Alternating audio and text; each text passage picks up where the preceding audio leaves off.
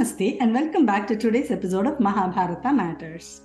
In the previous episode, we saw that a restless Dhritarashtra had called Vidura to come visit him. Vidura had started speaking the highest Dharma Shastra to Dhritarashtra. We saw a few verses too.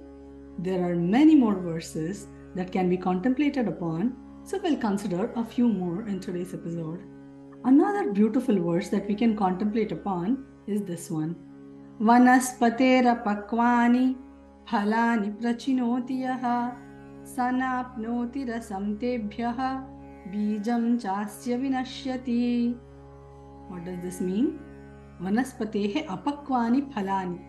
From the trees, unripe fruit, yaha prachinoti. He who takes away. Saha rasam tebhyaha na apnoti. He will not get the full taste of that fruit. Apicha asya bijam vinashyati. The seed inside that will also get destroyed. What does this mean? Right time, right place. Just because we do our actions, it does not mean we have done it well. It has to be done at the right place at the right time also. The example given in the shloka is that the fruit of a tree. When the fruit is ripe and ready to be plucked, it just comes by a small touch. We don't even have to try hard to pluck it. And after opening the fruit, the seed too detaches itself very easily. That means they are ready to be eaten. But instead, if we pluck the fruit ahead of time when it is still not ripe, one, the fruit's taste would not have attained its culmination. It will still be tasteless. Not only that, the seed inside that fruit will also not be ready to become a plant later on. Not just we are losing the taste of the fruit, we are losing a seed for the future as well. It is just a lot of losses. To avoid this, the best way to do it is to do the things at the right time, at the right place, not whenever we please. After all, that is the key to success in life, isn't it? Another gem from this portion of Mahabharata is this one. Rohate sayakairvidham vanam parashunahatam vacha duruktam vibhatsam nasam rohati vakshatam. Sayakaihi vidham vanam rohate parashuna vidham vanam api samrohate, which means an entire forest that has been felled with an axe will come back, will regerminate. But vakshatam na samrohate. Vakshatam, one who is broken with words. Duruktam bibhatsam, spoken with evil intentions and harshly, a person hurt by these will not recover, is what the shloka says. After all, it is said, it is not what we said or did, it is how we made them feel. It is the emotion that carries forward, and words can make all the difference in anyone's world. It is said, sticks and stones can break the bones, but harsh words can kill the heart. Because sped arrows and spoken words can never be taken back. Vidura continued to advise Dhritarashtra. He said, Dvavimau purushau rajan svargasyo paritishthataha prabhushcha kshamaya yuktaha daridrascha pradanavan. What does this mean? He said there are two people who are above even Svarga, heaven, who are beyond Svarga. Even while being on earth, they have attained the highest place, he says. Who are these two people? Raja Kshamaya Yuktaha, Prabhu Kshamaya Yuktaha. A person in power, but he is still forgiving. He is in a place better than heaven on earth. Who is the other person? Daridraha Pradanavan. A person who doesn't have much, but is willing to give. Daridraha is a poor person. Poverty is really not in how much we have, but in how little we want to give. Materially, one may not have much, but if he is willing to give, he is in a position better than anyone else on this earth, he said. So, we can conclude that heaven is both under our feet and above our heads as well. If we plant our feet firmly in the heaven here, reaching the above heaven is going to be a breeze.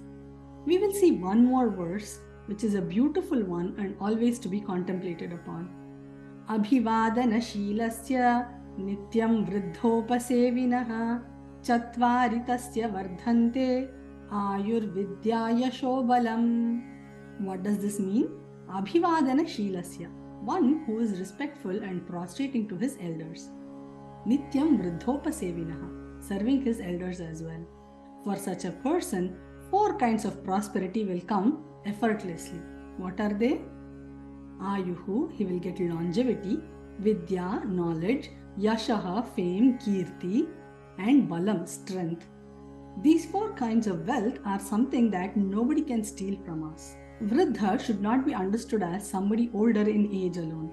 Vriddhatva means somebody who is matured in a certain way. We come across many kinds of vriddhas in our life. Vayo vriddha, Jnana vriddha, Tapo vriddha, Vidya vriddhas. What are these? Vayo vriddha, as we all know, who are elderly in age. They can be Jnana vriddha, who have realized Brahma Tattva. They can be Vidya vriddha, who know more than us. And also they can be Tapo vriddhas, who have done more austerities and penances than us. Age is immaterial. Our humility and servitude is for their higher knowledge. Not everything can be learned through books or at school. The elders have transcended these wisdoms to us through many generations. Respect and humility is for their knowledge. So serving them and being respectful to them becomes our primordial duty. And why not? Because we'll be blessed with prosperity of 4 different kinds. And these prosperities cannot even be stolen or snatched from us. A long healthy life, abundance of knowledge, glory and fame, and strength. With these 4 things, we can conquer the world and be as happy as we can be. After that, Rishi Sanat Sujata came there upon the behest of Vidura. He spoke about the highest Atma Vidya and Atma Tattva to Dhritarashtra. All in all, Dhritarashtra had heard the highest Dharma Shastra and Atma Tattva Gnanam from the most qualified of people. But alas, he was too steeped in his own Ragadvesha for him to absorb anything or put anything to use. So what are our takeaway messages from this part of the story? Each of the Vidura Nīti verses are to be contemplated and put to use. Along with that, there is something to notice here. Rain falls on soil as well as on a rock. But then, the soil is very willing and ready to absorb the rain and allow the seed to germinate, whereas a rock is too hard and stubborn. Although the same amount of rain fell on both, it depends on the nature of the object. So we have to become like soil and ready to absorb all knowledge and let them germinate in us and make them our nature. Else, we will be like the rock or like Dhritarashtra. Even after hearing the highest form of knowledge, we can be stubborn. With these thoughts, we come to the end of today's episode. Remember, in this series, we are discussing matters of Mahabharata because even today, Mahabharata matters. Hari Om.